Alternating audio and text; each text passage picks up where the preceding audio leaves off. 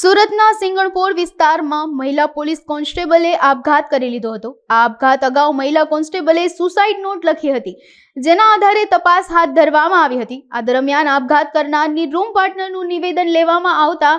હર્ષનાબેન ચૌધરીને cyber crime પર બજાવતા પ્રશાંત ભોઈએ સાથે પ્રેમ સંબંધ હોવાનું સામે આવ્યું હતું। પ્રશાંત લગ્ન માટે ઉતાવળ કરતો હતો અને હર્ષનાબેન તૈયાર નહોતા, જેથી બંને વચ્ચે ઝઘડા થતા હતા। આ દરમિયાન હતાશામાં ગરકાવ થયેલી હર્ષનાબેને આપઘાત કરી લીધો હતો। સિંગણપુર પોલીસ સ્ટેશન ખાતે CRPC 174 મુજબ ઈડી દાખલ થયેલ છે, જેમાં હર્ષનાબેન મહેન્દ્રભાઈ ચૌધરી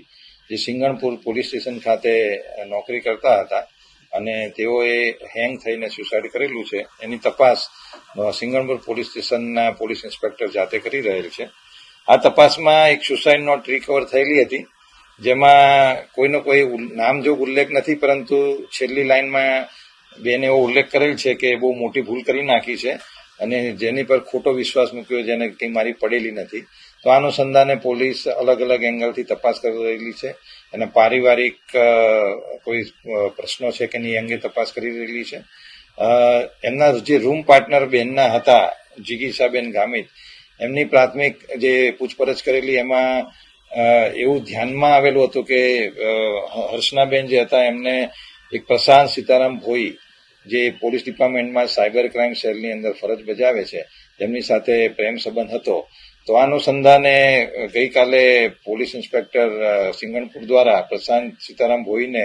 બોલાવીને એની પૂછપરછ કરવામાં આવી અને સ્ટેટમેન્ટ રેકોર્ડ કરવામાં આવેલું હતું, જેમાં પ્રાથમિક તબક્કે એવું ધ્યાનમાં આવેલ છે કે બંને વચ્ચે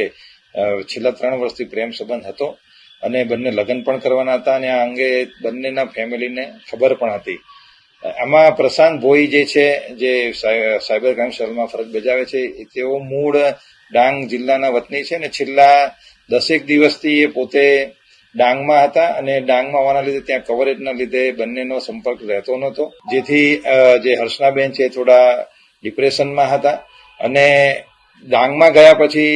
પ્રશાંત ભોઈની બાઇક સ્લીપ થયેલી હોવાથી એનો એક્સિડન્ટ પણ થયેલો હતો, જેથી આ બેનના સંપર્કમાં નહોતા અને આ પ્રાથમિક તબક્કે એવું જાણવા મળે છે કે આ બંને વચ્ચે આ છેલ્લા 10 દિવસની અંદર કોન્ટેક્ટ ઓછો હોવાને લીધે બેન થોડા ડિપ્રેશનમાં હોવાથી કદાચ આ પગલું એમને ભરેલું હોઈ શકે। પ્રાથમિક પૂછપરછમાં ધ્યાનમાં આવેલું છે, પરંતુ એવું કોઈ પોલીસ રેકોર્ડની અંદર અમારી પાસે આવી કોઈ કમ્પ્લેન નથી, પરંતુ એવું જાણવામાં એમના જે નજીકના ફ્રેન્ડ સર્કલ છે એમની પ્રાથમિક પૂછપરછ કરતા એવું જાણવા મળેલું છે કે અગાઉ પણ 1 વર્ષ પહેલા બેને આવો એટેમ્પ્ટ કરેલો હતો। અમે કહ્યું એ જ બંનેના પ્રેમ સંબંધ હતા, એ એક્સેપ્ટ કરે છે, બંને મેરેજ પણ કરવાના હતા। બીજી એક વસ્તુ એ ધ્યાનમાં આવેલી છે કે એ લોકો વચ્ચે નાના મોટા ઝઘડા એ રીતના થતા હતા કે પ્રશાંત ભોએ પોતે જલ્દી મેરેજ કરવા માટે હતું પ્રયત્ન કરવા હતા અને હર્ષનાબેન છે એમને થોડોક ટાઈમ જોઈતો હતો। આ અનુસંધાને લોકો વચ્ચે નાના મોટા ઝઘડા થતા હતા અને હર્ષનાબેનને મગજમાં એવું હતું કે આને થોડીક ઉતાવળ છે મેરેજની, તો કદાચ બીજા કોઈ જોડે કરી લે, એ અનુસંધાને બંને વચ્ચે નાના મોટા ઝઘડા થતા હતા એવું પ્રશાંત પોતે સ્વીકારે છે।